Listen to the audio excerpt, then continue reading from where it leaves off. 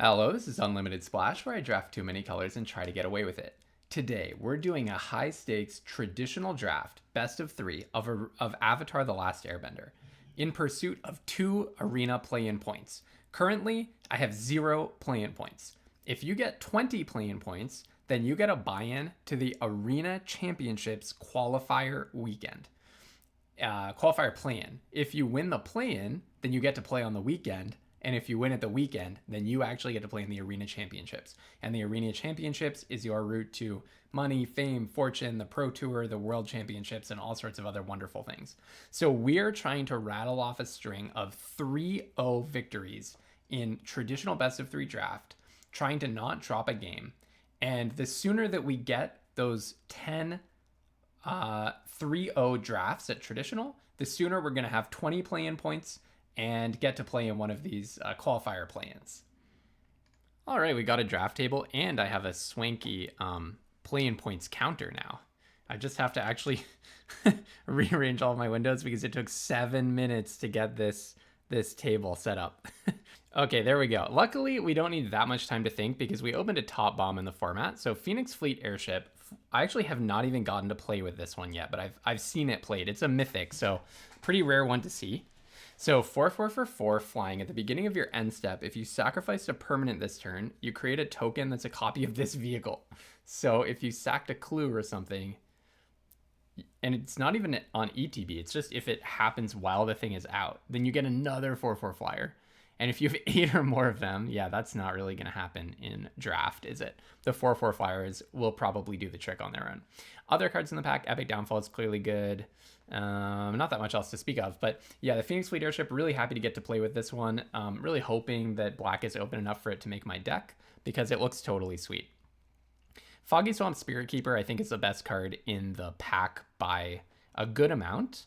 The ability on the Foggy Swamp Spirit Keeper that starts making these little spirit shadow guys is totally awesome, but also just it has a great body, like a 2/4 lifelink for 3. Nothing to sneeze at if your mana is good enough to put it out on turn 3 especially. And by the way, I will note it is synergistic with the Phoenix Fleet Airship because both of these cards want us to have a lot of clues, which is a common way of drawing to and activating the Foggy Swamp Spirit Keeper. Other cards to point out in the pack, I mean, maybe we'll wheel a Pretending Poxbearers to fill out our 2-drop slot. Maybe we'll wheel a Barrel of Blasting Jelly, maybe a Quenchia possibly, although that's maybe the best card left in the pack. But I do see it go late sometimes. But I'm very happy to just take the Spirit Keeper, and now we're really hoping we're able to play some of these 2 very powerful cards that we got. In this pack, I actually do see there's some interesting thoughts here. So first of all, okay, Zuko's Conviction is really, really conditional. I actually love this kind of card, like rip something out of the graveyard and do something with it. But my impression is that it's just not a very good card in the format. I do think that Swamp Snare Trap, I was probably underestimating it for a long time. It's also pretty conditional, but it actually doesn't sit in your hand dead. I think I had a few experiences where it sat dead in my hand for a long time. It doesn't do it as much as I thought. But I actually think the card... Oh yeah, and then the Lion Turtle could be interesting if we're going some kind of Sultai Lessons direction, I guess. It does help us fix for double black. But actually, I think the card is going to be Professor Zay. It's hardly a top card, but I love the idea of the fact that it synergizes with Foggy Swamp Spirit Keeper by letting you continually draw 2, and it synergizes with the Phoenix Fleet Airship because Professor Zay is a card that you can sacrifice.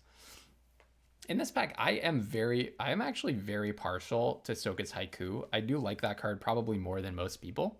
Having said that, and Corrupt Court Official's fine. It's a 2-drop. Yip Yip is maybe the best card in the pack, to be honest. But actually, I think, and Cunning Maneuver and there's a lot of fine commons here. Also the green-black dual land. But I think the card I'm going to take is Octopus Form for a few different reasons. First of all, we already have some bombs that we want to protect.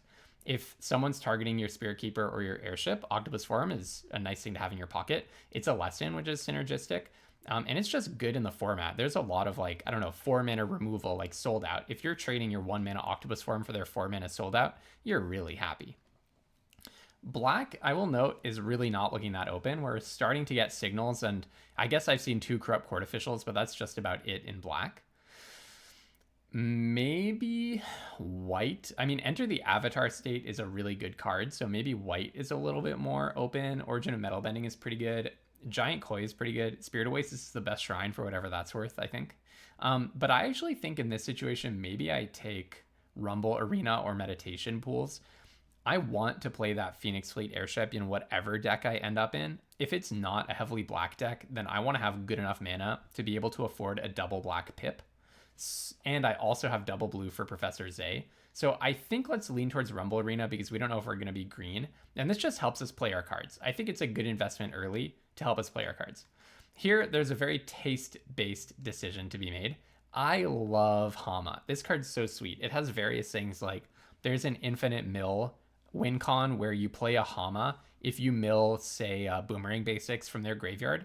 Unlike many other effects of this sort, Hama does not actually exile the card after you cast it. So you could keep picking. Okay, so it's also, you just exile one from their graveyard, not from among the cards milled. So you just keep picking that card over and over and over again and casting it on them. That is totally sweet. Having said that, I'm going to go for Watery Grasp here. I think the power level of the removal spell, and Watery Grasp is a lot closer to a hard removal spell than this effect has been often in other formats. So I think the power level of the removal spell is just something you can't really argue with.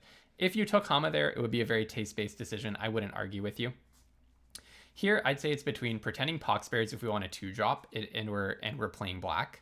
Earth Village Ruffians if we want a 3-drop and we're playing black, but you always want a 2-drop more than you want a 3-drop. And Geyser Leaper if we're more confident that we're playing blue. It does synergize with Foggy Swamp Spirit Keeper, but I think I just want to make sure that I have the responsible limited nuts and bolts going on that are going to allow me to play my very powerful cards. We could not be happier about this. I mean, black is opening up a little bit more, it seems, in the late pack. Like I thought maybe green and white were more open, but now, I mean, there's 0 green cards and 0 white cards unless you count Platypus Bear.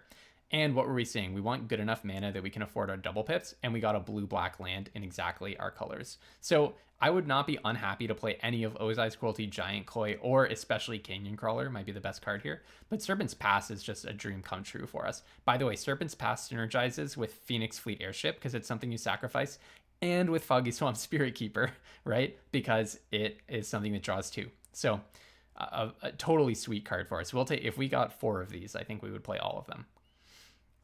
I do think, you know, I actually would be happy to play either Callous Inspector or Pirate Peddlers. I think the best card in the pack is Cunning Maneuver, but it's obviously not a pull into red, or I definitely don't think it's a pull into red. Let's put it that way. I'll take Callous Inspector again because it synergizes. Synergizes with the Spirit Keeper by making a clue, and with the Phoenix Fleet Airship by giving you something to sacrifice. Here it's a choice between Earth Village Ruffians and Iguana Parrot. I'd say this is a matter of taste. What is more to my taste? The understated higher ceiling card or the understated lower ceiling card? I guess I answered my own question. I do think Zugo's Conviction is kind of sweet. Like imagine, well, you can't do it to the airship, but you could bring back a Foggy Swamp Spirit Keeper, for example. Can you loop Zugo's Conviction and Professor Zay? You sure can. I don't know what you gain from it, but you sure can. Hey, this is Unlimited Splash. We're all about dreaming big. I'm very happy to just take a green-black land. I was on the fence about whether I should take it earlier. I don't think I'm supposed to. You know, the Kois are so replaceable, and Spirit Oasis, it does draw a second card. I might be totally losing it here, but you know, Giant Kois are replaceable. We'll see more Giant Kois, mark my words. Okay. So here we have exactly the same choice. It's almost like fate is just tempting us. They said last time we gave you a Hama and a Watery Grasp and you made the wrong decision. So now I'm giving you a Hama and a Watery Grasp and I want you to make the right decision. And to that I say, you know what, fate? I can only argue with you for so long. Maybe I'm supposed to take the Watery Grasp, but the fact that we saw this exact pairing before and we made the other decision the last time just makes me think someone's trying to tell us something. So Hama, you got me. I love playing Hama. It's so much fun to just mill their stuff and see what you hit. And I can only argue with my heart for so long. So probably I was supposed to take Watery Grasp, but we're going to have fun with this Hama. Mark my words. Mark my words.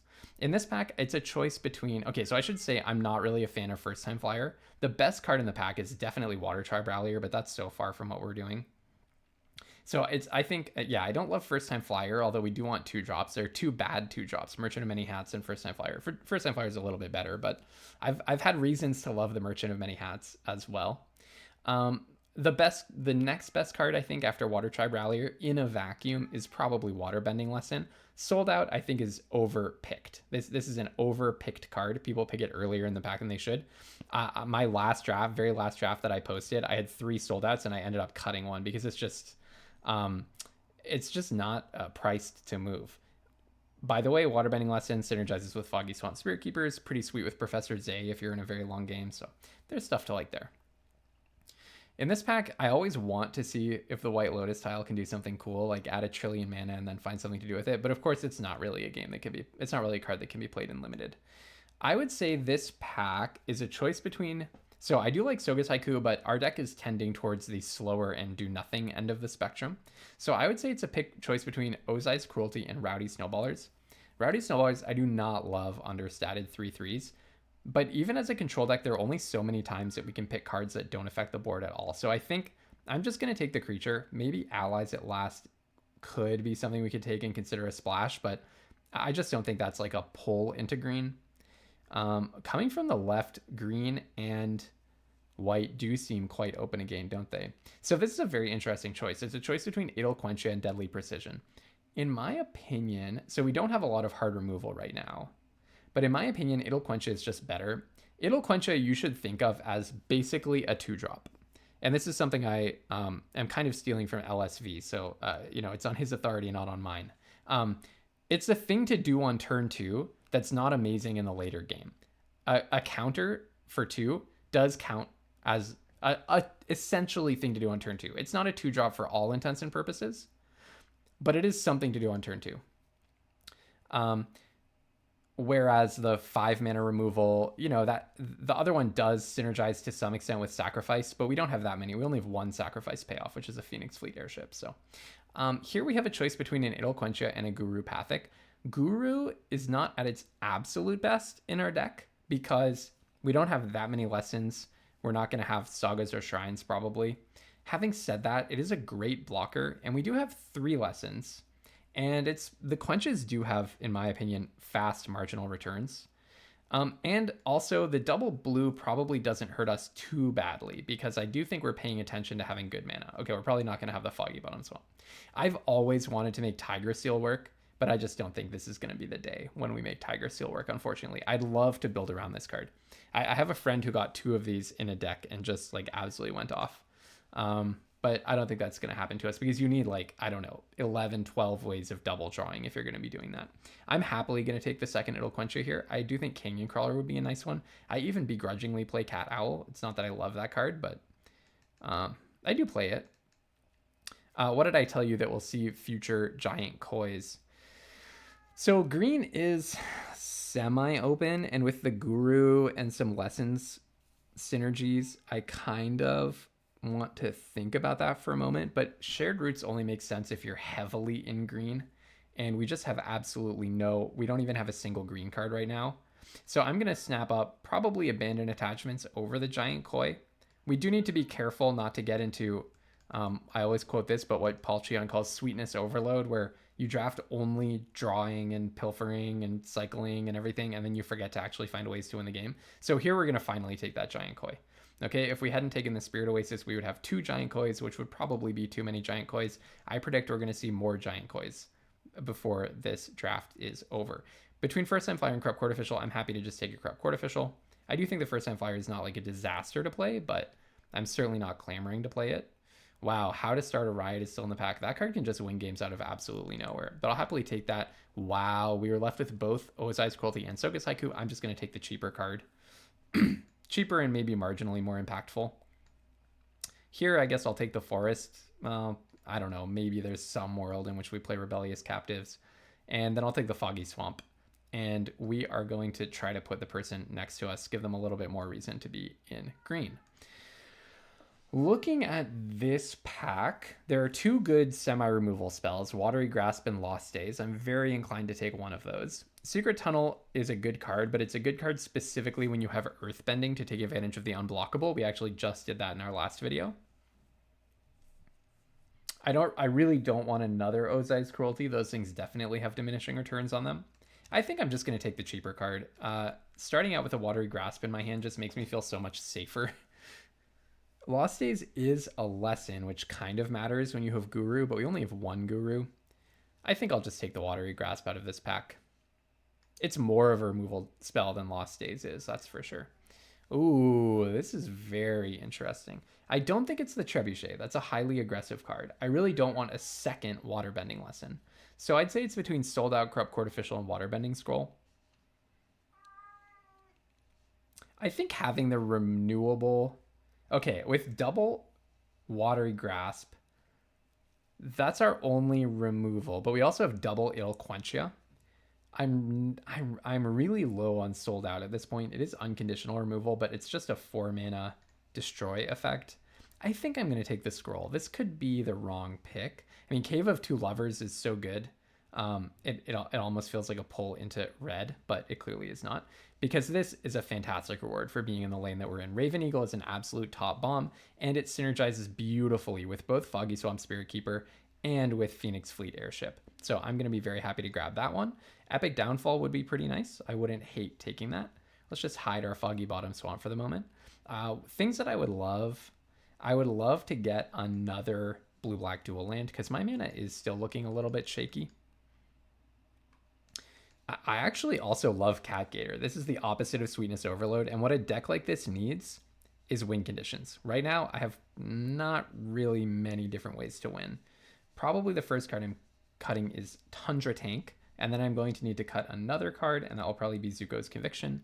After that, probably Abandoned Attachments. I would probably play a Geyser Leaper over Abandoned Attachments in this situation, because I do need ways to win. I don't hate June Bounty Hunter, and also Deadly Precision is a really nice one. But there's a card that I absolutely love in this pack, and that is the beautiful Otter Penguin. How many different ways do I have to draw to? I have Professor Zay, so that's 1, 2 from the Inspector, 3 from the Eagle, let's see, 4 from the Scroll, 5 from the Waterbending Lesson, 6 from Abandoned Attachments if I play it. Probably cut Iguana Parrot and play Otter Penguin. I do like Deadly Precision. I think that's a good card. But I think the Otter Penguin is so sweet. Anything that says unblockable on it. Listen, I was playing back in Innistrad when you had a 1/1 unblockable hexproof that you could put a +3/+0 and lifelink cleaver onto. And I learned a lot about Magic in those days. Let's just say that. Here I'm going to take the Fire Nation Engineer. It is an aggressive card, but I actually think it's quite a good one. I'm probably cutting Merchant of Many Hats rather than cutting the Abandoned Attachments at this point. Here, maybe I might like another way of winning. The barrels wouldn't be the worst thing in the world, to be honest, because it helps me afford my double blue, double black, double blue, blue and black, double blue. But I think I'd rather just have another body. I've come to respect Cat Owl. I don't think it's an amazing card. I actually think the Waterbender is just gonna... I'm gonna cut the Cat Owl immediately and play the Waterbender, probably cut Abandoned Attachments. I don't know if I have enough lessons, really, for Guru. 1, 2, 3, 4, 5. I guess I'll take... Maybe I take Soka's Haiku over... and play it over Guru? That could be the play. Oh no, but I probably would rather have Guru than Rowdy Snowballers. The reason I'm thinking Guru, it's not super well supported, although the Soka's Haiku makes it nicer. Okay, I'll play Sold Out. I'll probably play Sold Out over Soka's Haiku, or maybe over the Waterbending Scroll. But we'll definitely just take this Sold Out, and we'll figure out what happens after that. Corrupt Court Official is fine, but it's not at its best in this set. I guess I'll take Iguana Parrot. I'm not going to play 3 Idle Quenchias. Yeah, I probably don't need to play this Scroll. Geyser Leaper is a nice one to have in our back pocket if we decide that Guru is terrible. Maybe it's better than the Waterbender. Maybe I cut the Waterbender and I play a Geyser Leaper. Actually, if I'm going to do that, maybe I just play an Iguana Parrot. It's probably better than Geyser Leaper in this situation.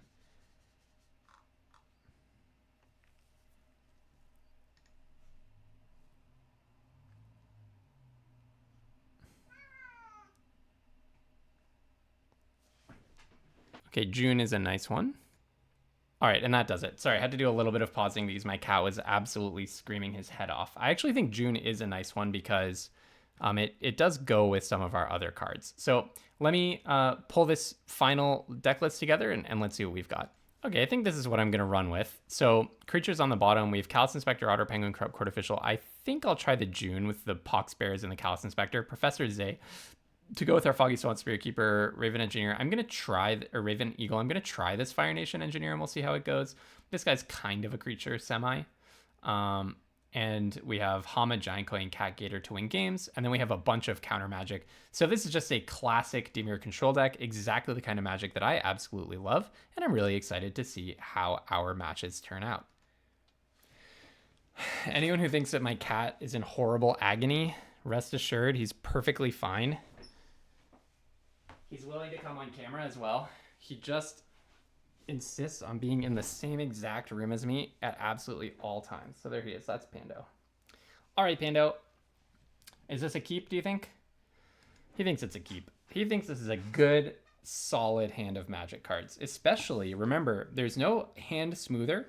The best of one hand smoother. It does not exist in best of 3 traditional draft. So as far as anyone knows, I think, you just get random, like actually properly uniformly random draws, just as you do when you're playing with a real deck of cards. And you can actually, this much I'm very certain of from personal experience, you can actually get 1-landers. Okay, we're not going to play our Foggy Swamp Spirit Keeper into Quench. The question is, do we play it into removal when we could just hold up Octopus Form? I think the answer is we very much do play it. Because I don't even have a payoff for it right now. I don't feel super motivated to protect it. If it eats a removal spell, it's not like that disrupts our plans. We're still going to need to draw some good stuff. And if it doesn't eat a removal spell, and also it takes their turn for them to remove it, by the way. That's another important part of the calculation. If it does not eat a removal spell, I guess we technically do have Serpent's Pass to get it off. But then we're really happy. Yep, so here it feels good because already we're doing 4 life point swings by zapping them with our Spirit Keeper, which has lifelink. All right, and now we're holding up Octopus Form for the Spirit Keeper, making them discard 2, making them take 2. So feels like a good start for us. Next turn, if we really want to, we can sack the Serpent's Pass and make a Spirit, but I don't anticipate that's what we want to do. Okay, we got rid of 2 lands. That's interesting. That means they probably don't have very big plans. Was one of those? That was a white source. Oh, but they have the Bender's Water Skin, so it doesn't matter. All right, that is going to get Octopus formed. Hold on. Yeah, might as well. Like, that doesn't even kill it. But I assume they're doing it for a reason.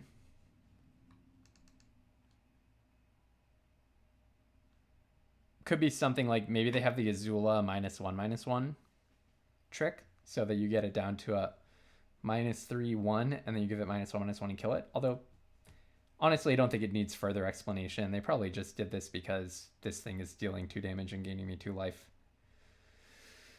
All right, what'll it be? What will it be? Okay, the opponent thought for a while, thought about attacking and then did not attack.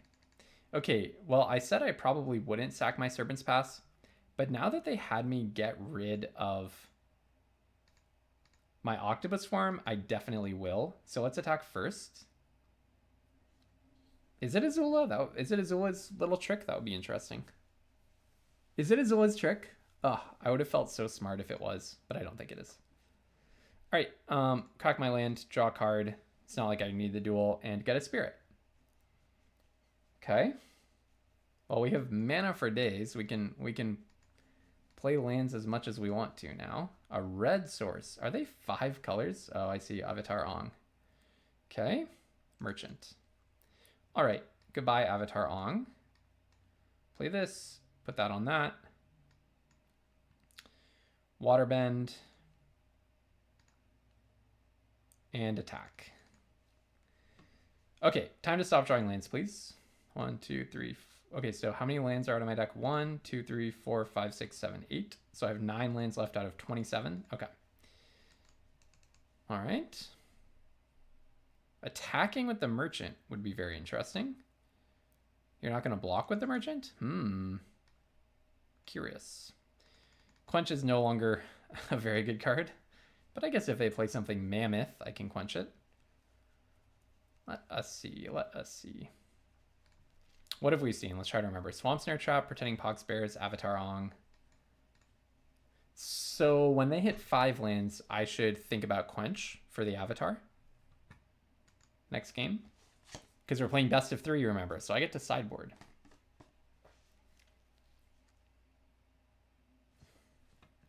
We're thinking, okay, they decided to play a Fire Navy Trebuchet. Yeah, that kind of shuts me down. And I will quench the Peddlers. That doesn't totally shut me down. I mean, I do have an unblockable creature.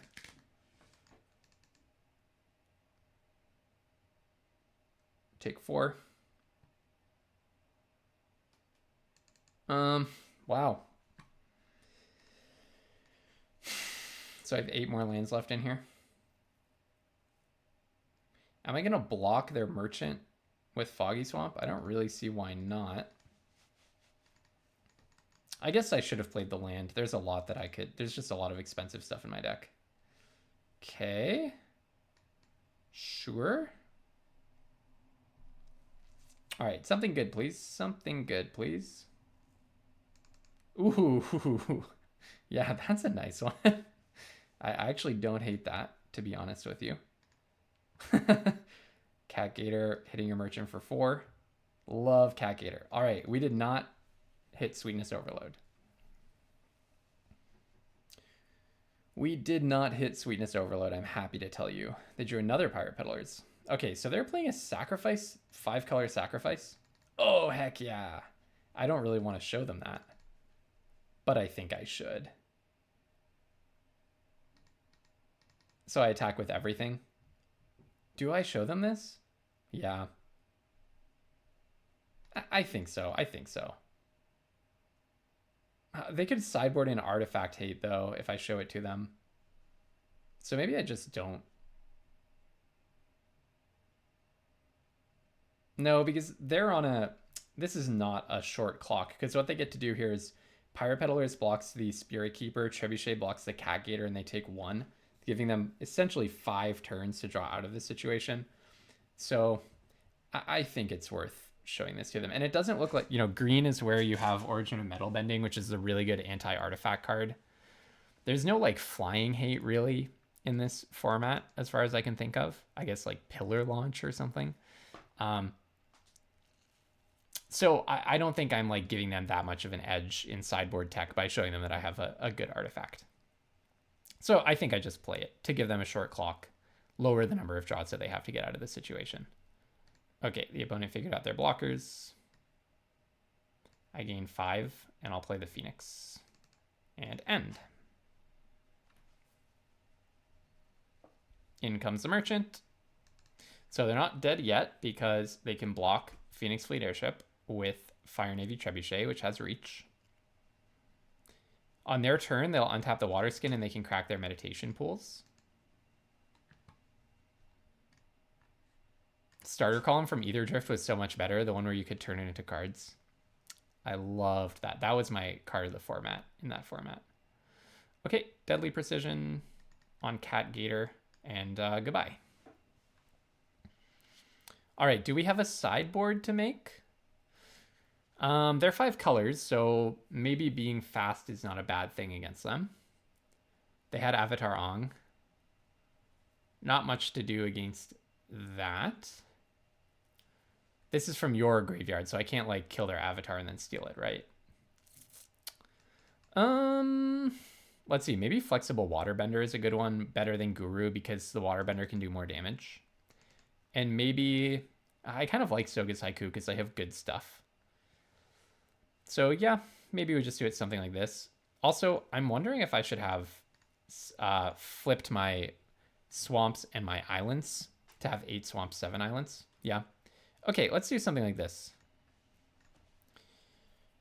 I kind of want to play the Waterbending Scroll, the one that 6 tap, draw land, and it costs 1 less for each island you control.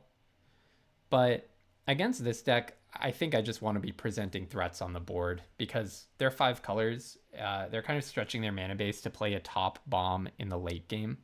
We also saw some interesting sacrifice synergy stuff going on, which we didn't really see the payoffs for. So I want to focus on just making threats and disrupting their game plan. All right, opponent made their sideboard choices. They get to decide whether to play or draw because this is the wonderful world of best of 3.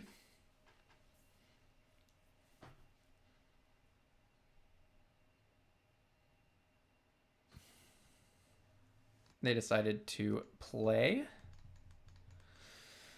I think I can keep this hand because the giant koi fixes me. Okay, well, there's my second blue anyways. So I play Professor Zay. This is a pretty gross curve out. I mean, not exactly a curve out, but oh, Obsessive Pursuit. That's a good one. But I'm going to go turn 2 Professor Zay, turn 3 Foggy Swamp, and just start cranking out 1/1s. And then hopefully turn 4 Phoenix Fleet. No, don't kill Professor Zay, please. That would just be so rude of you. For real. What did he ever do to you? He's just sitting in his library looking at scrolls.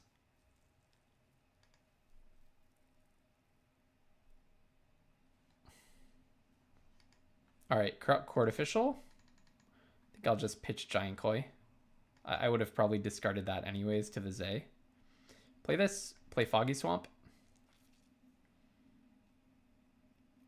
Now the thing is, I don't really want to lose my black because I would love to play the airship. So I think what I'm going to discard here is Watery Grasp because I have this sold out anyways. And yeah, I really want to be landing airship next turn. That sounds totally sweet. All right, so we have the combo online, Infinite Spirits. They are going to start getting the lifelink eventually. They have the 3 clues to sacrifice to the Obsessive Pursuit, which triggers the lifelink gain. So we just have to keep an eye on that. We're going to need to be active with sold outs. All right, they played a mountain.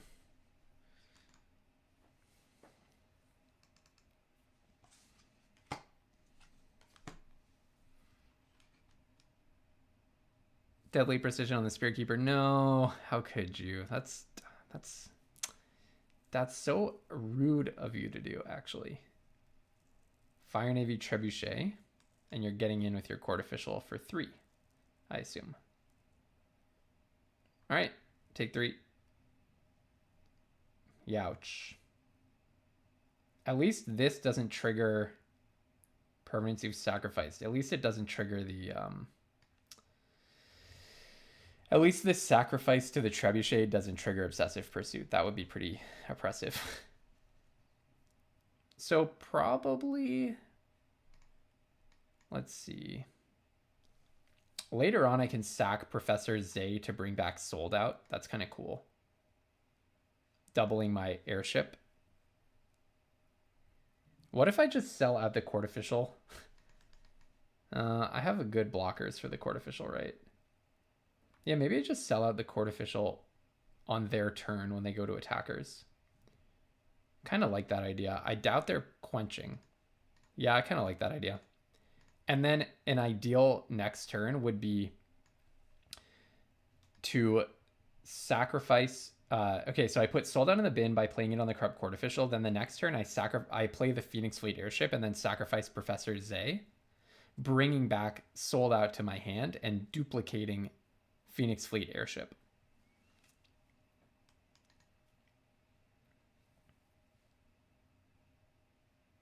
So my hope is that they're going to sack a clue. Ah, okay. Yeah, that doesn't quite do it for me. Okay, Barrels of Blasting Jelly. Now, I think what I actually do is before attacks, I'm going to sell out the Trebuchet just to not be taking damage. So get rid of that guy.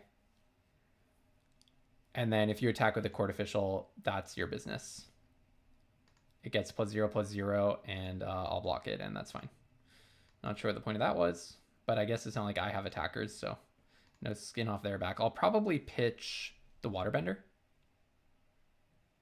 Maybe the Pox. Probably the cheaper card is better here when I'm so mana constrained. A land would be nice. Ugh. Rats. Okay, well, I can still do this.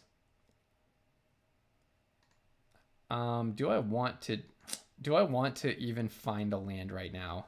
I mean, clearly I do, but well, June is also going to let me sacrifice something.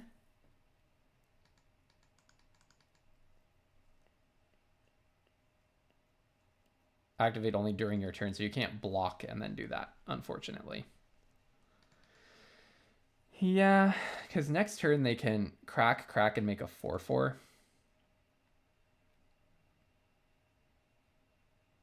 So I'm probably just going to take the 4 at that point, I think. I want to hold up Quench. Maybe I want the Poxbears as a chump blocker. I think that's it.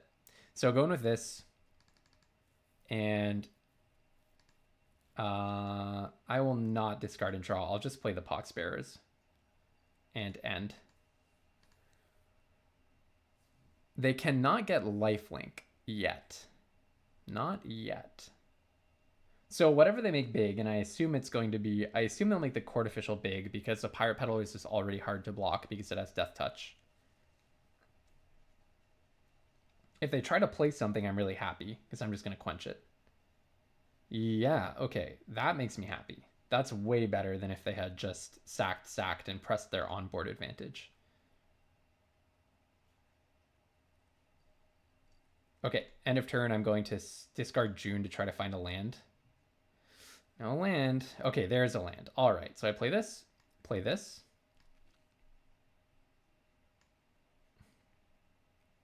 And then I'm just going to read this again. If you sacrifice a permanent this turn, make a token that's a copy of it. Yep. So I'll sacrifice Professor Zay, and I'll bring back Sold Out. And then I get another Phoenix Fleet Airship at my end step. No attacks and end. So I'm leaving back the Spirit, but that's just because I want to be able to crew both airships if need be. Or it's not a blocker, so it can crew an airship to make a blocker, and then the Poxbearers can chump something. Having Soga's Haiku is really nice. Soga's Haiku plus Sold Out feels like a hand that can take care of anything. The question is only, they have a lot of onboard stuff. We're both pretty choked on mana, but Professor Zay did an amazing job of digging me all the way down to my next land. All right, Bender's Waterskin is fine. It does mean they can Blasting Jelly starting next turn. Sack a token, draw a card. Pirate Peddlers gets chunky. Do I trade? No, no way. No way at all. Yeah, Corrupt Court Official should not attack. All right, I'm not going to trade. I think let's just chump block. I don't really care. This turns into a 1/1 anyways. My turn? Oh, don't hate the land. Okay, so I think it's very simple. Activate the airship, activate the other airship.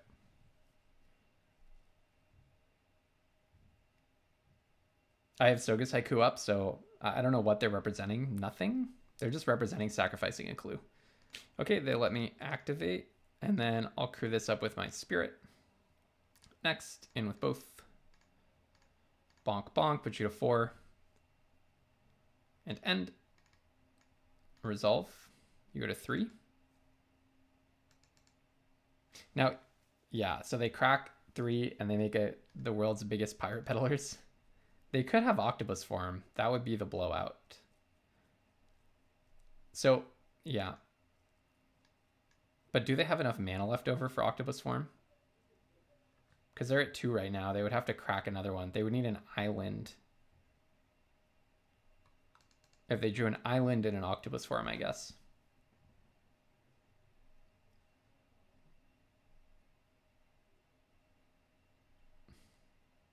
I'm kind of losing track, like if they played a land this turn or what. Okay. Because for every minute that's passing in the video, like many minutes are passing here on the clock. I'm just pausing it during like periods of prolonged contemplation. Okay, you're putting that on the Pirate Peddlers. So you could have Octopus form here, definitely.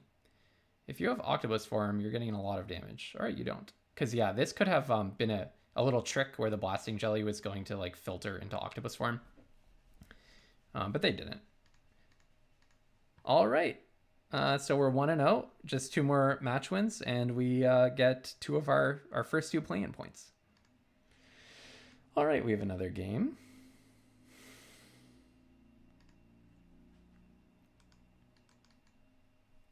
What do I think about this hand? Well, I have a 2-drop and an amazing bomb. With 1 blue, I can play Watery Grasp. So it's really just Professor Zay, which is on lockdown right now. I think it's a keep. I could be wrong, but I think this is a keep. Cat Gator is going to be a great draw in a few turns. Yin Archers. Well, Corrupt Cortificial lines up well against that. I think if you have a 2-drop and a bomb, and you're 1 pip of the other color away from being able to play a removal spell, I think that constitutes a keep. I could get punished, but I think that's a keep. Let me know what you think in the comments. Tell me, is that a keep? Or am I a complete fool? Well, they threw away Union Archers, which makes me feel like the Corrupt Court Official is going to be doing its job here.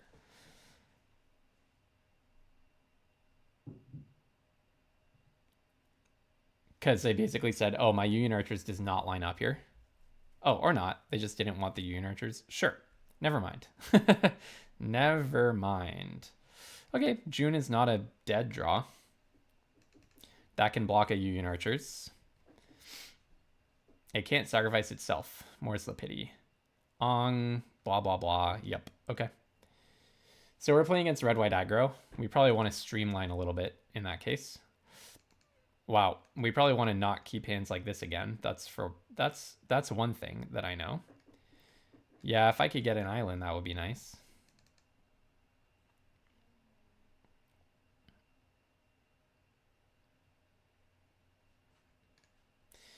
It's actually not red-white aggro, is it? It's Jeskai something. Jeskai spells of some kind. I go to 8. Yep. Sure. First and fire. Sure. Oh, so bad. That is so bad. That is so bad. Maybe I shouldn't have kept. I don't know. I got very punished. Very punished.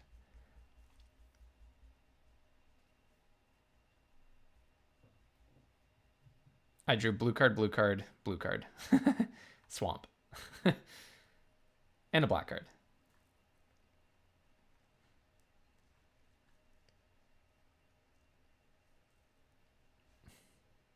Okay, opponent plays Invasion Submersible. Is that GG? 3-6.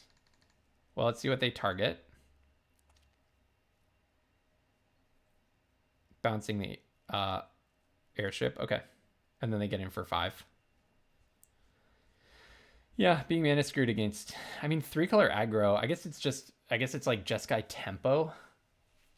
Their deck can only be so aggressive though. It's not like they're gonna have turn 2 Union Archers every time. If I had Watery Grasp, I would have grasped the Ong, grasped the Union Archers, and it would just be this. Do I even show them cards at this point?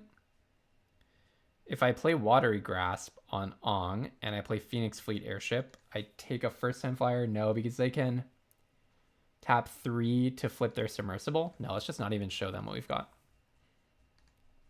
I was facing a lethal attack. I'm almost completely certain. Okay, let's play the Merchant, probably Flexible Waterbender, probably Rowdy Snowballers, and take out some do-nothing stuff. Okay, I think I'm on this. I think maybe not the Merchant, but Cat Owl does seem good here. Rowdy Snowballer seems pretty good. Maybe Merchant is better than June in this matchup, or maybe Merchant, maybe I should cut something slow for Merchant. I cut basically Koi and Guru. Yeah, let's see how something like that works out. And maybe I want to go 1 higher on swamps and 1 lower on islands. Maybe no. Oh, no, I want the Cat Gator. Maybe no Rumble Arena because curving out seems important. Let's go 8 and 8. All right, let's try something like that. Well, we do have a major advantage, which is they have absolutely no idea what we're playing. I mean, sure. Put back Hama, I suppose. Maybe I was supposed to put back the poxbearers. No, but I'm on the play. I don't really want to spend turn 2 playing nothing. So let's play the poxbearers. It's also so obvious if you just don't do anything turn 2 and you're just holding up 2 mana forever. They can play their Union Archers against my poxbearers. I accept.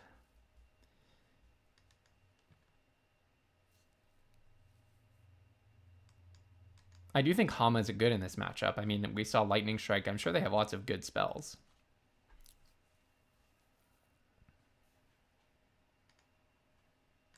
First time flyer.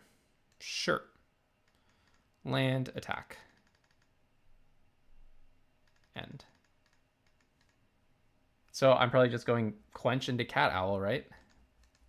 Quench into Cat Owl.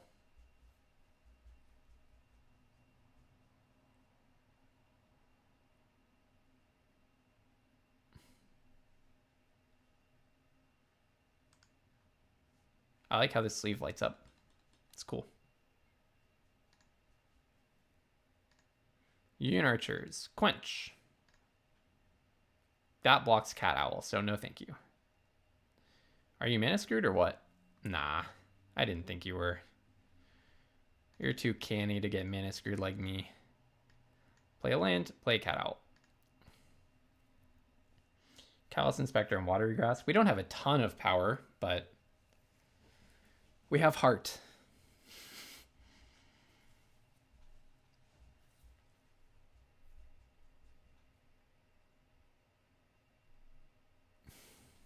Union Archers.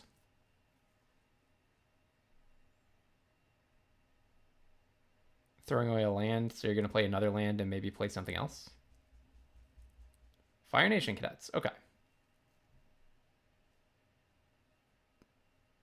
Professor Zay. That's an interesting one. I kind of want to just Watery Grasp the Union Archers, play my Callous Engineer 1, 2, 3, 4, 5, and just get rid of Union Archers. But perhaps that's not the wisest move.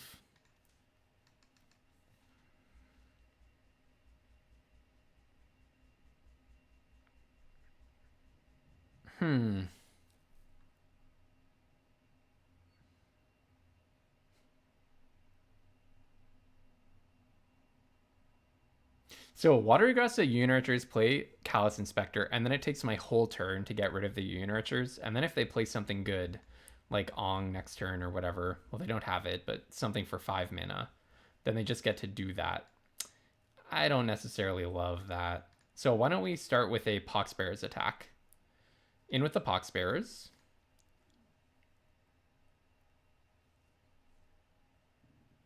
Sure, I accept the trade. That's fine.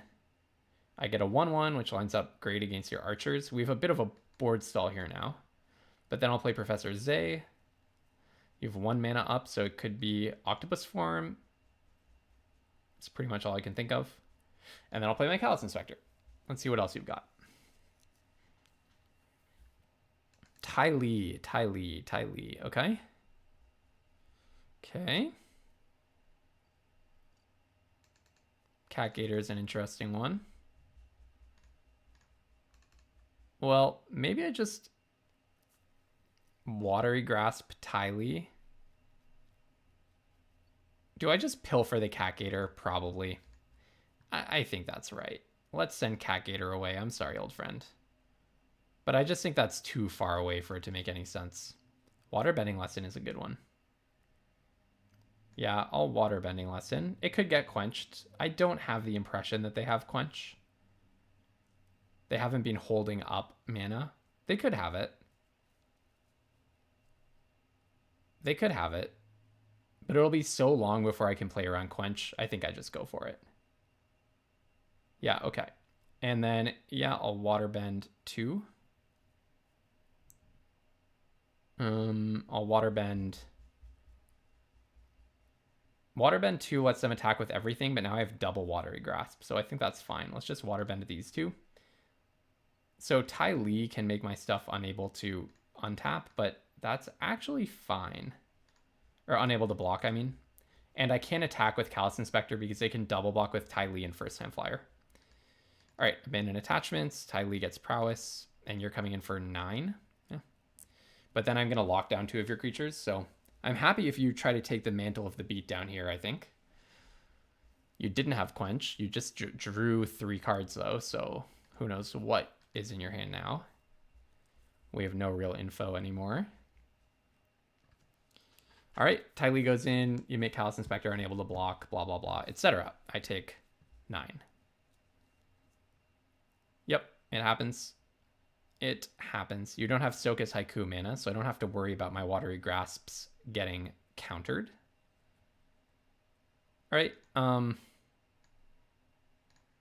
pop that on there.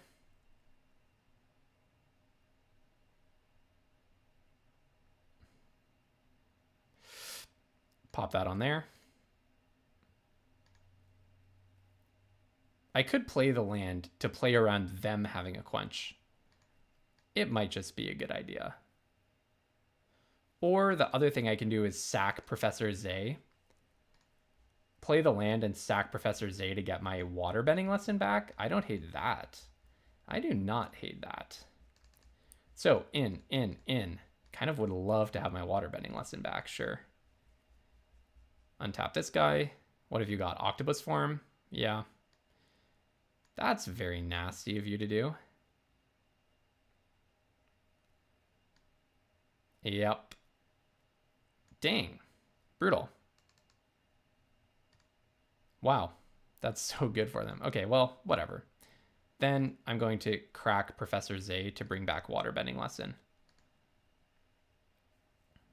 And I'll play a land, because why not? Now I can't pilfer it with Professor Zay. All right, let's see what you've got.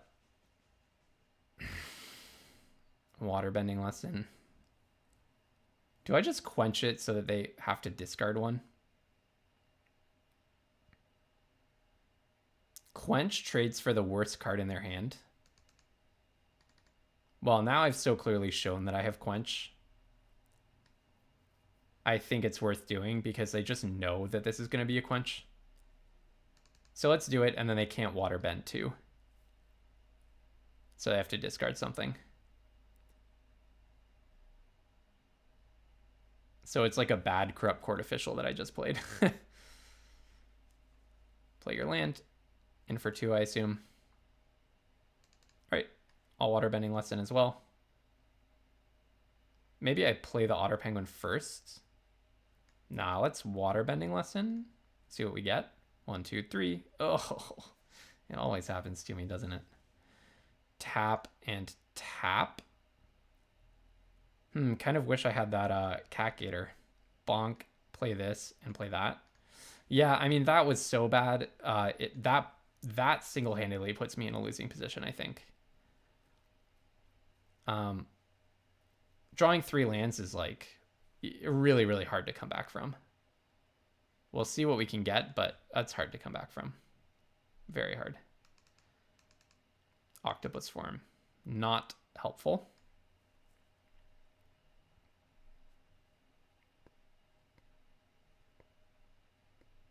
I don't want to be too obvious about it, though, so let's attack with the Inspector.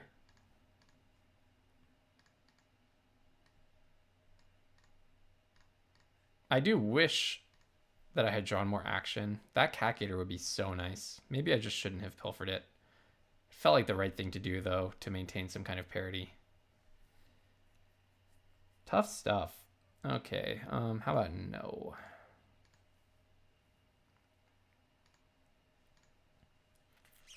All right, I'm glad I didn't go for any silly business on Otter Penguin trying to trade up on the Forecasting Fortune Teller using the Octopus form. Yes, unfortunately for me, you do have stuff to do.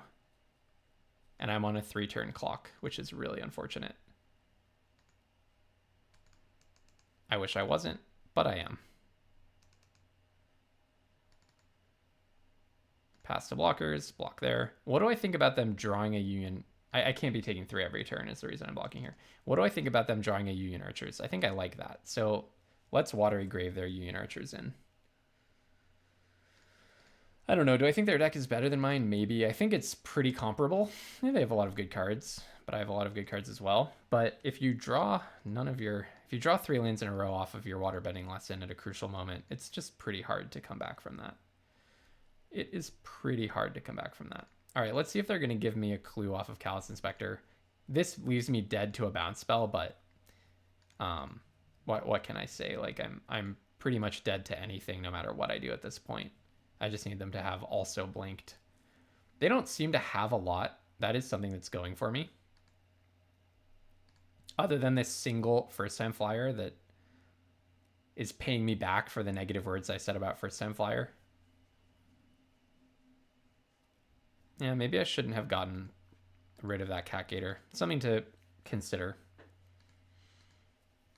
Something to consider. Well, we dropped the match, unfortunately.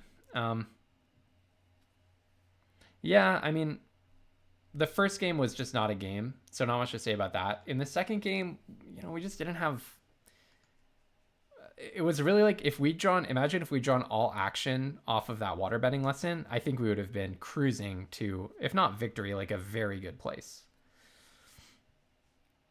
So, oh well. All we can do is just try to win the third match. There are 750 gems on the line. This is a very feast or famine format, best of 3. So if you do pretty well, you get a bunch of gems back. If you don't do well, you get essentially no gems back. I do like the Fire Nation engineer here. And pretending Poxbearers, it doesn't exactly line up great against Fire Sages, but I'm going to have a 3-2 Poxbearers soon, hopefully. The Sages does get to attack through it. That much is true. Guru Pathic cannot be played right now, unfortunately for me. I am back on the version of my deck that has the filter land, though. Lion Turtle, okay. So we'll see how many lessons they get. Okay. I will attack with the Poxbearers. If you attack this turn, put a counter on a creature you control. Yep, okay. Oh, or a vehicle. I could put a counter on my 4/4 flyer when it's not a creature yet. That's kind of cool. And I drew the land to play Guru Pathic, which I'm really happy about.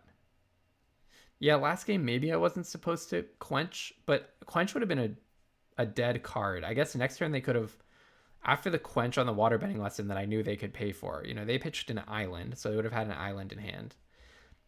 They would have tried to play Lost Days when I had the Octopus Farm, and I would have had the option of quenching instead. I don't think it makes a difference. The Boulder. That guy's pretty good. Oh, that guy's pretty good. Cat Gator. Let's see. Do I want to attack with the Poxbearers? I kind of do. Like, if they block with the Boulder, I Octopus Form. It does make my turn a lot worse. Yeah, Octopus Form's a lot better after you've played Guru Pathic, so let's play the Guru.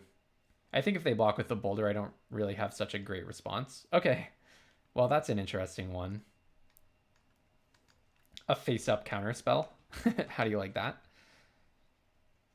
All right, the Boulder is going to attack me, I assume. And you'll Earthbend 1. You don't have the mana to Earthbend to make your Fire Sages big and Earthbend more than 1. Unless you attack with it, I guess. No. Yeah, if you attack and order your attack triggers so that you resolve 2 of these, then you could Firebend 2. They could do that, honestly.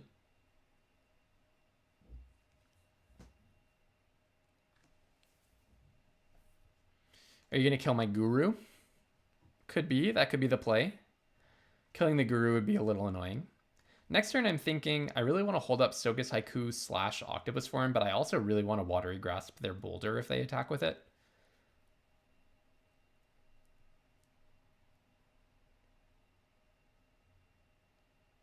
Zuko's Exile. Wow, I've almost never seen anyone play that card. Wow, I get a clue? Okay. Don't mind if I do.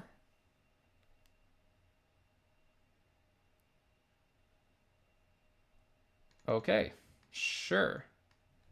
That's surprising. I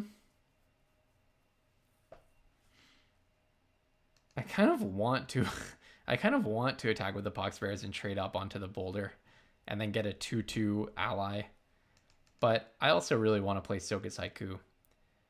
I guess if they attack me, I'll double block the Boulder. Fire Nation Engineer is not looking so great. It's more of an aggressive card, right?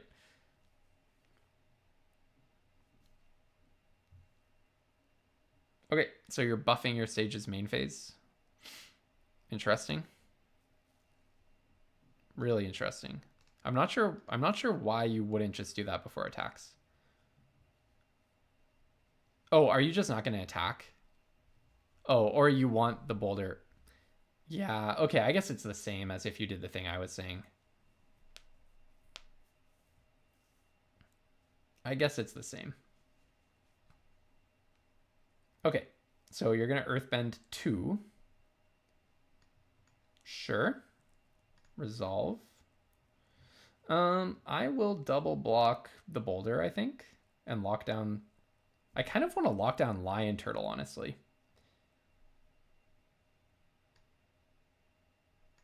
I'll double block the Boulder. Yeah, I kind of want to lock down the Lion Turtle. Is that so wrong? Maybe it's actually Fire Sages that I lock down. Like, how long until they get a bunch of lessons in their bin? They don't seem to be like in a rush to play a zillion lessons. Okay, passive damage, that's fine.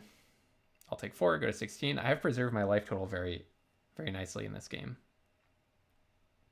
I'm going to wait for the firebending mana to go away before I crack my clue.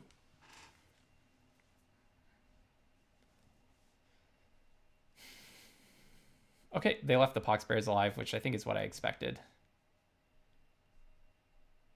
Oh, okay, so they are going to play something? Whatever you play is going to get haiku'd almost certainly. No, okay, they let the mana go away.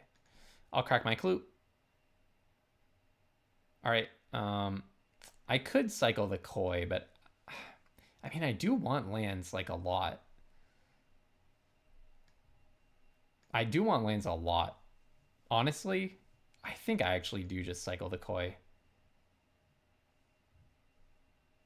How good is playing a Koi on this board? Well, I'm about to lock down the Fire Sages. It will eventually block Lion Turtle. I guess that's kind of good. Let's not cycle the Koi. I'm just so paranoid about not drawing lands. Okay, Corrupt Court Official is an interesting one. I mean, Sold Out is an interesting one. Corrupt Court Official is coming down right now. For sure. If they discard a Lesson, then I'm definitely Watery Grasping their Turtle. No questions asked. Yeah, okay, maybe I cycle the Koi right now. Oh, it is a Lesson. Okay, I'm just gonna, yeah, let's just Watery Grasp the Turtle. I feel like that turtle is gonna get scary. I'm guessing they're just close to getting it online. And then I'm gonna cycle my Koi. I just want to hit land drops, honestly.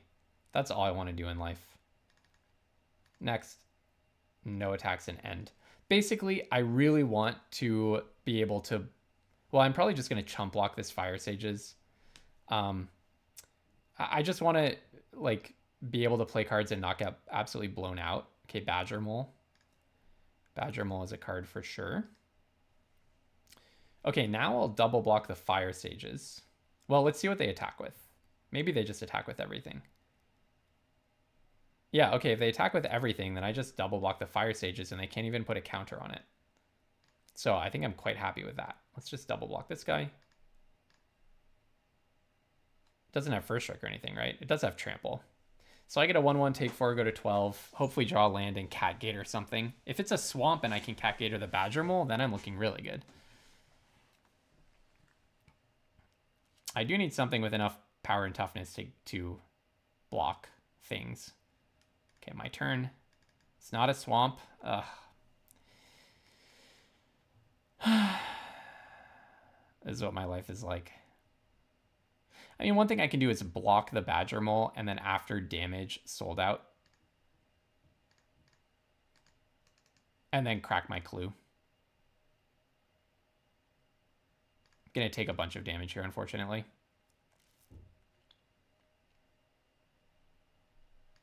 All right, block Badger Mole, wait until damage. Go to 7. Sold Out the Badger Mole. Wow. Crack the clue. Get a swamp or any land. Okay, that's a land. That's a land. Play the land. Do I just cat gator? Yeah, let's cat gator. I mean, they could have just top decked a quench, but let's just hope that they didn't. They didn't. Gain 3. Will I trade with the mountain? Probably not. I'll probably just take 2 if they attack here. Yeah, I'll just take 2. That's fine. I don't know, maybe locking down the lion turtle is just a bad move. I'm always catastrophizing, optimizing to avoid the worst case scenario. I have no possible reason in the world to block here. Even if you give +1/+1 and double strike, I remain at 4 with a nice counterattack. All right, go to 8. What'll it be? This is the turn to resolve whatever you want to resolve. Okay. Well, then I'm just going to attack. I assume you found a removal spell, so Octopus Form is looking good here. No? Why didn't you hold back the mountain as a blocker? Now I'm scared. That was confusing to me. Now, do I want to hold up 7 mana for Soga's Haiku plus Quench? Plus Octopus Form? Okay, no. Soga's Haiku plus Octopus Form is good enough. I'm not shuffling that Lion Turtle in. No way. I guess they could Boomerang Basics the Lion Turtle. That's like one thing I should be on the lookout for. Octopus Form only gives a creature you control hexproof. Unfortunately, you can't prevent your opponents from targeting their own stuff. You're still on this like attacking me thing? Okay, sure. I'm not just winning this race, I'm like massively winning this race. I'm netting 1 life every turn.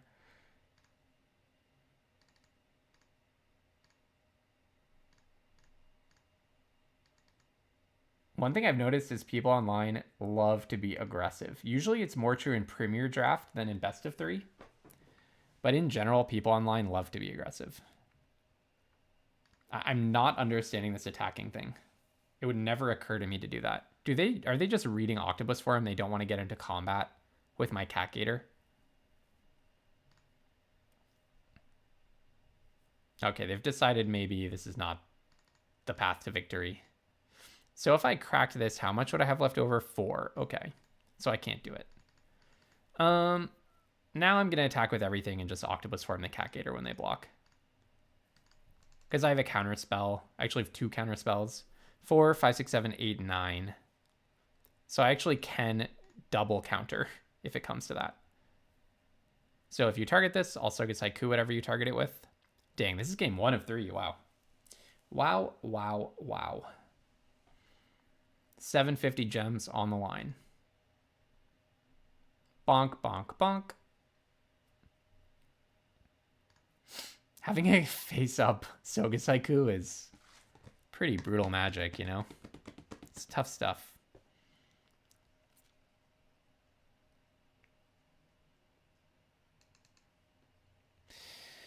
Sadly, we don't get to increment our play-in points counter today. We are not going to be landing any play-in points, but the fight lives on. The fight lives on. We are going to reach 20 play-in points one way or another. Looking at my lands, pondering them, considering them. Price of Freedom. Its controller may search their library for a basic land card, put it in tap, and shuffled. I do not see any reason why I would counter that. I still have enough for Soga's Haiku and Quench. I already played my Cat Gator, so I don't need to optimize on swamps. I have 7. Yeah. Strange cards emerging at this stage in the game. I guess I'll allow Great Divide Guide to resolve. It technically does block my Cat Gator. So maybe I should have countered it? I don't know. I just like having this face-up Soga's Haiku. It makes me feel powerful and strong. Okay, so actually now I can do the following. Crack the Serpent's Pass, activate the Otter Penguin, crack in with the team, hopefully landing 4 damage and trading Cat Gator for Great Divide Guide and maintaining a face-up Soga's Haiku. Ozai's Cruelty, not a bad one actually. Should I just ask them to discard their hand? Unless whatever they have is an instant speed something that costs 3 or less, seems like a good move. Ozai's Cruelty, nice draw. Very nice draw there. We've seen a lot of the opponent's deck. It's a pretty scary... What is this? Destroy an artifact or enchantment. Okay, so they're saying that I have to shuffle this guy in. and spend my turn doing it. A little annoying of you, but that's what happens. All right, away goes your Forest. Hopefully you didn't top deck the greatest card of all time. Origin of Metal Bending, Price of Freedom, Fire Sage's Energy Bending, the Boulder, Zuko's Exile, and Great Divide Guide. So they're basically playing like every lesson that they can possibly find in a bit of a green-red beatdown shell, but a pretty creature-light beatdown shell from what we've seen. Also, they have blue splashed for some reason. I guess it's Temur Lessons, but we haven't seen any of the good blue lessons, I don't think. Oh yeah, and then they have Badger Mole. So it's very much a beatdown deck. We're trying to control our way around this beatdown deck, I guess. We should probably lean into the control. Rock, paper, scissors. Control beats mid-range more often than not. Do I even offer the trade? I don't think so. I don't think so. Maybe I should have played the land. Any card you play is getting countered. Any card you play is getting countered. I'll counter anything at this point because Soga Saiku draws me a card when I counter. So I'll counter literally anything. Yeah, you're not playing Corrupt Court Official. I mean, maybe you could off of the Great Divide Guide, but you're not a black deck, so I don't need to hold fluff in my hand. I may sack the Callous Inspector to June.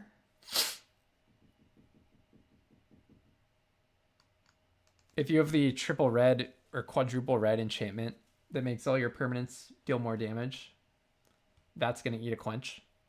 1 damage to each creature your opponents control. I mean, I know I said anything they play gets countered. But do I even care about that at all? Yeah, maybe. I guess let's just counter that. Untap a land. Oh yeah, Soga Saiku untaps a land, so... I actually could have... Lion Turtle. Oh, you got your Lion Turtle back. Well, okay, they baited it out of my hand. But I don't hate the decision that I made, because I actually think this is very powerful, having an unblockable June. I don't have that many cards left, unfortunately. So I'll draw a card. Or wait, no, sorry. First I scry. That can go on the bottom. Draw a card. So now June is unblockable. Oof. Attack. Play Professor Zay. What am I going to want to bring back? Probably a Sold Out. And end. They're going to crack in for 3 Vigilance. I'm pretty close to decking. That's the issue with Soga Saiku. Early in the format, I built a deck with like 3 Soga Saikus, and then I realized how easy it is to deck yourself out.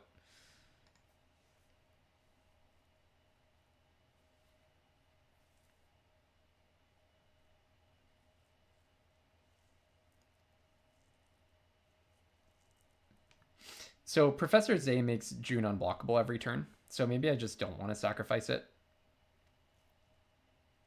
for a while. Pass to attackers. Cracking in with both, you say? Well, I'll just take that. I'm not really sure. Oh, I guess actually... No, I guess I actually do block here. Well... Because I can sack Professor Zay to bring back Sold Out, sell out the Lion Turtle, and then get in for a bunch. So why don't I just block there? Yeah. Preserving my Cat Gator seems wise. Unless they're about to, like...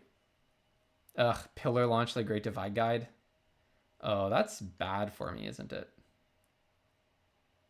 That's really bad for me. It just didn't occur to me that they would have top decked a combat trick on a crucial turn. But I guess the attack should have shown me that that was what was going on. Oh, if I lose this one, I'm going to be pretty frustrated with myself because this felt like such a gimme. What else do I have in my deck? Dang, we were really winning for so long. What else do I have in my deck? I'm just going to look at my deck on this side here. Okay, we just have so much good stuff to draw. Phoenix Fleet Airship, Raven Eagle. Ugh, Waterbending Lesson is not it. Raven Eagle is. play this. Exile the boulder. Crack the clue. I mean, I could draw 3. No, that I cannot draw 3. I cannot draw 3. Forget I said that. Draw 1. Drain you. Double quench. So funny. Next, in with June. For 2. Play the land and end. So 5, 6, 7, 8, 9, 10. Turtle duck. I guess it resolves. Wow, the quenches are so dead in my hand. Honestly, I might just chump something with a cat gator. So what I can do is, and June is like, yeah, looking good. Attack with the Raven Eagle. The issue is I only get in 1 attack with the Raven Eagle.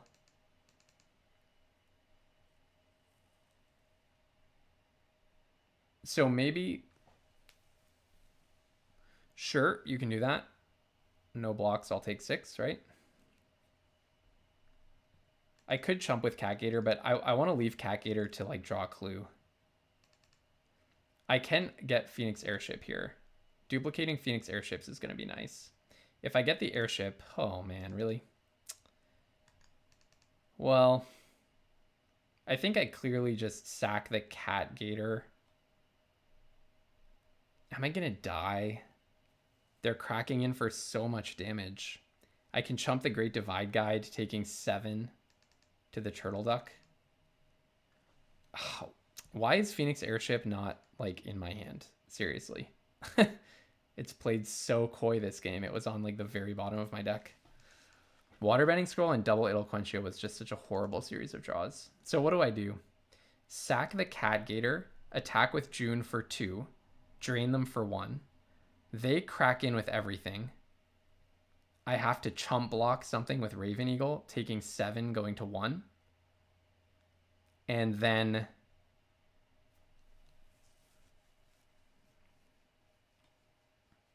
I don't get to drain them anymore, so my next attack isn't even lethal. No, that leaves them at 2.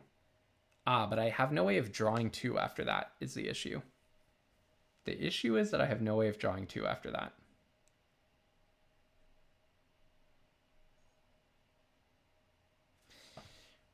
Let's see.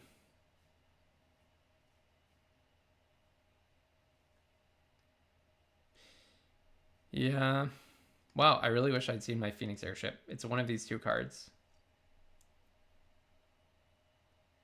Soga's Haiku is almost the death of me. I suppose I can triple block the Lion Turtle and they only get to kill 1 card. Then I play the Phoenix Airship and duplicate it, and then I have double blockers. That could be the answer. I just need Phoenix Airship to be on top. No, triple... Oh yeah, triple blocking Lion Turtle does work because Cat Gator has a lifelink.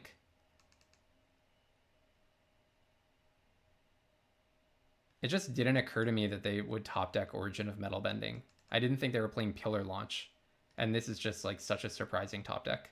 The second Origin of Metal Bending, by the way. They like main phasing the things. They like main phasing the things that you can just do during attackers. It's like a little joy of theirs, I guess. All right, so triple block here. Unfortunately, that's what I'm reduced to.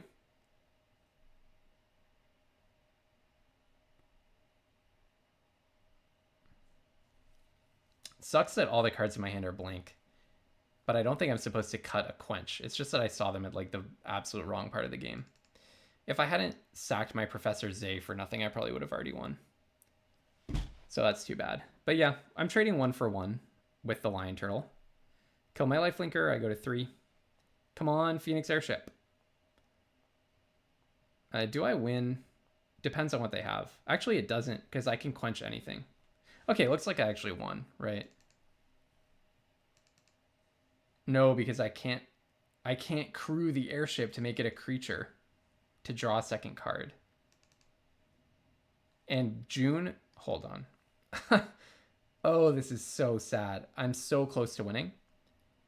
Waterbending Lesson kills me, so I can't use that to multi-draw.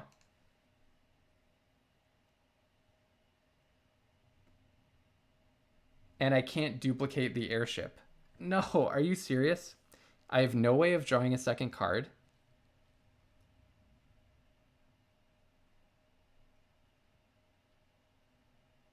Oh, that's so painful.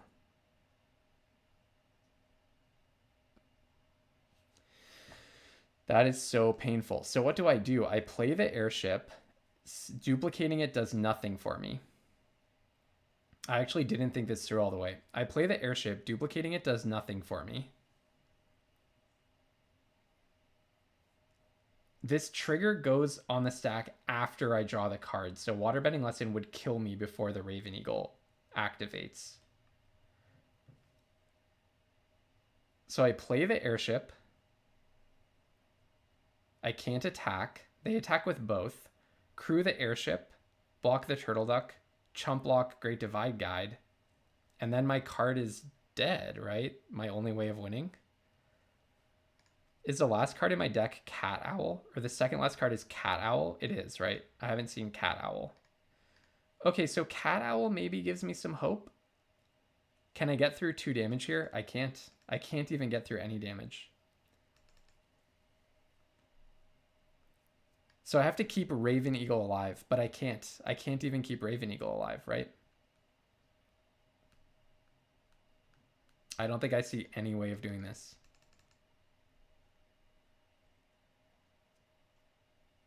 Wow. What a bind to get into. 1 damage short. It's so sad. I can't crew the airship. I just shouldn't have revealed it, right? I don't know. Maybe they'll like not attack or something. Wow.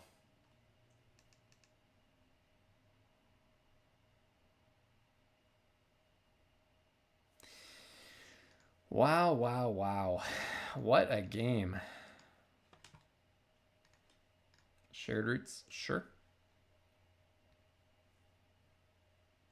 1 damage short, huh? I think that's how it works, right? If I draw 3, I would hit the last card in the draw before the Raven Eagle triggers. Maybe it would trigger on the second one. Is that possible? Maybe I actually blundered by not knowing exactly how this card works. Maybe it would trigger on the second one and I would actually have won. If that's true, I'm going to be so sad. Well, I actually have another chance to do that, right? No, because the turtle duck has trample. Wow, maybe actually I think it pauses on the second one. I think actually in the expanded rules, draw 3 is actually 3 copies of draw 1. Hold on, so the turtle duck has trample, meaning I can block with June, right? Yep, and go to 1. Let's try it. That's what I have to hang my hat on. Keep Raven Eagle alive. Yeah, I think a judge once told me in the expanded rules, draw 3 is actually 3 copies of draw 1. So the draw 2 trigger, I believe, is actually going to resolve before the 3rd card gets drawn. No, but I only have 2 cards left in my deck, so I realized this too late. Okay, but we actually still can win. Not in as cool a way, but we play the Cat Owl, crew up the airship, and attack for 6. Again, not as cool a way of winning. Okay, I think we actually win. Oh, wait, Spirit Keeper? What? Oh, I was thinking of the unsideboard. I was thinking of the sideboarded version. Spirit Keeper is the same. So we Spirit Keeper. No, that would be my second card, actually. That would be my second card. I'm pretty sure if I crew up the airship, attack with that, and play Waterbending Lesson, I think I actually win as soon as this draw happens, before the other 2 draws resolve. So I think I almost blundered this game away, but I think we're actually fine. I think we're actually fine. Oh, you know what I can do also? After the Raven Eagle attack, I can exile a creature from their bin, and I could use my clue to just draw only 1. But anyways, we win because they actually can't play anything. Okay, no harm done. Wow, what an interesting situation. What an interesting situation.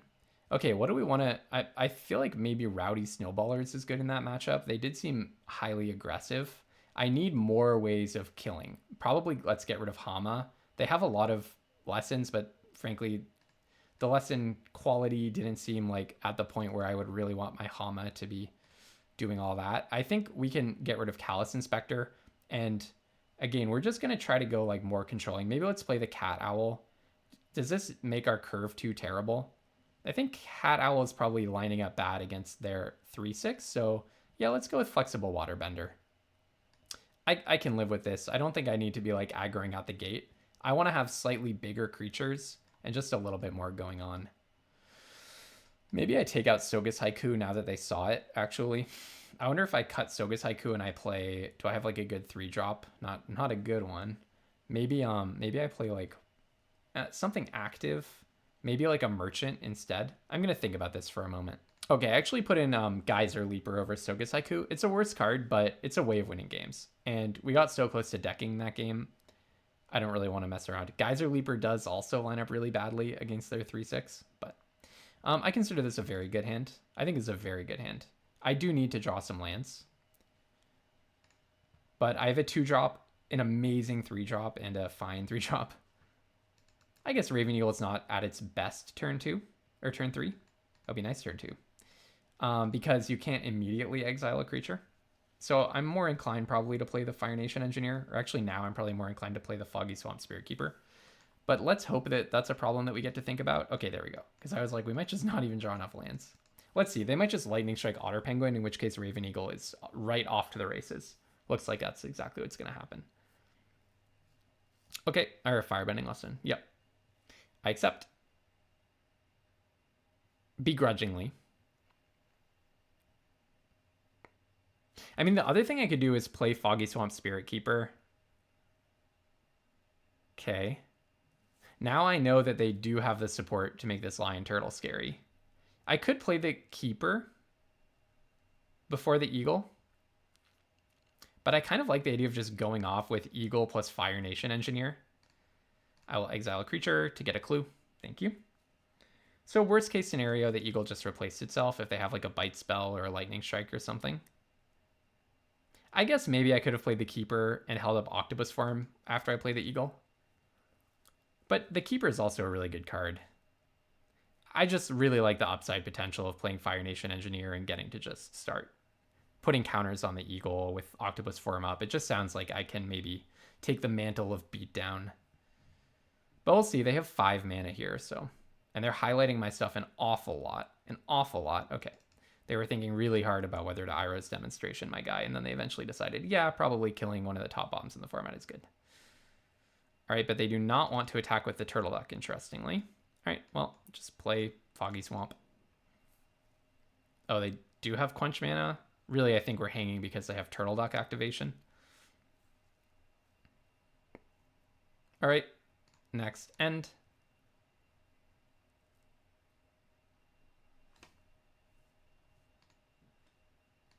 Well, I don't think you can kill this at instant speed with this mana combination. I guess you could put a counter on your Lion Turtle or on your Turtle Duck. I knew it. I freaking called it. Yeah, to be able to attack with the turtle. Because they would have liked to do that at instant speed after I decide to block the turtle with the Spirit Keeper. But of course they can't because it was not able to attack yet. All right, are we just going to get Turtle Ducked out here? That would be unfortunate. Oh. What is this attack? What is this? You have another Origin of Metal Bending in your hand, I guess? That's really funny. But we have an Octopus Form. I guess they have another Origin of Metal Bending. No? Okay. So they let us gain 2, which I appreciate. Unless there's some -1, Iroh's Demonstration would have done it anyways. So, okay, not sure I understand that. I'll play a Fire Nation Engineer, and then, yeah, I think I just attack with the Foggy Swamp Spirit Keeper, honestly.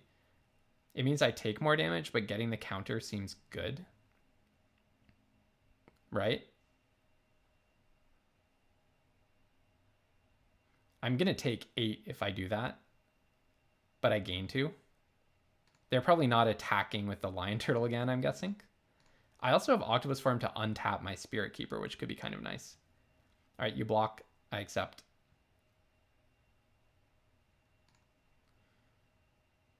All right. They bounce, and I'll just hold up Octopus Form, put the counter on the Spirit Keeper.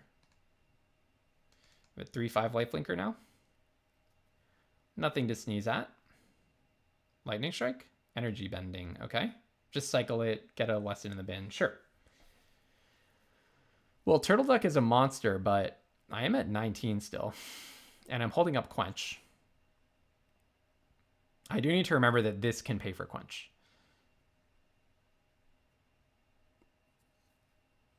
Let's see what it is. Zuko's Exile. That can definitely get quenched.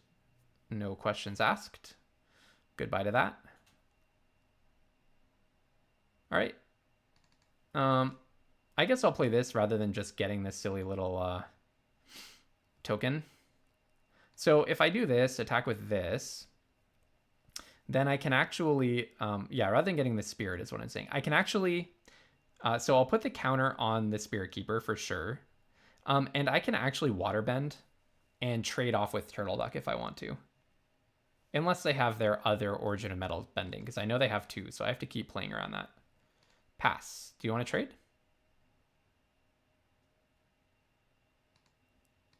My turn.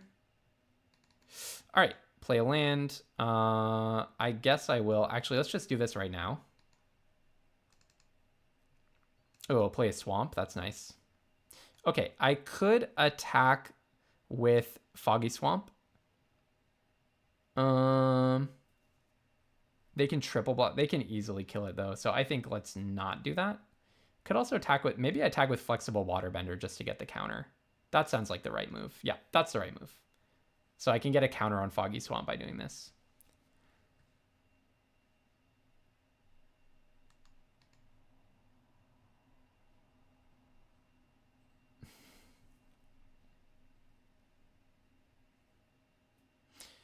Okay.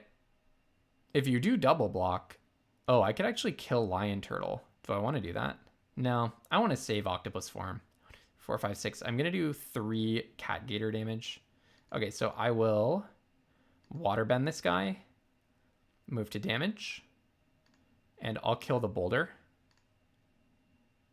Hopefully I don't regret not killing that Lion Turtle. But yeah, now I have a 5/7 lifelinker. It's pretty sweet. That is pretty sweet. And it's just going to keep getting bigger thanks to the spirits getting to attack. Shared Roots, sure, you may do that. Boy, this has been an absolute slog. It's hard to get these play-in points. Play-in point counter is still sitting at 0 even if we win the game, but at least we'll have recovered a bunch of gems. All right, my turn. Play a land.